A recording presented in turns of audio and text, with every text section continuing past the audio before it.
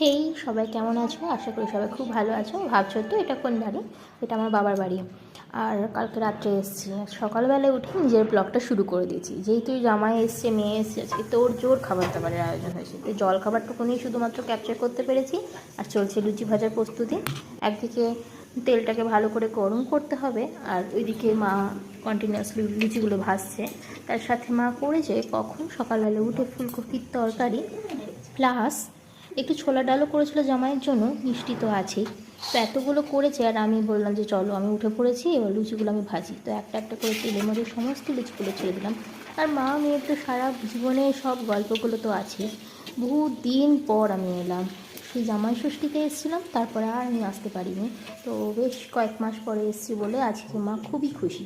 আবার যে থাকতে পারবো তাও না, আমাকে চলেও যেতে হবে বিকেলবেলা, জানো, কালকে রাত্রে এসেছি, আজকে বিকেলে চলে যেতে হবে, কারণ কালকে স্কুল আছে। তো সেই জন্য আমি আর থাকতে যখন পারলাম না, তো যেটুকুনি আমি ভিডিও করতে পেরেছি সেটুকুনি তোমাদের সাথে শেয়ার করি। একে একে সব লুচিগুলো ভাজা হয়ে গেছে, আর এবার থালাটা সাজিয়ে নিয়েছি, দুটো মিষ্টি, ফুলকপির তরকারি, লুচি। চলো তার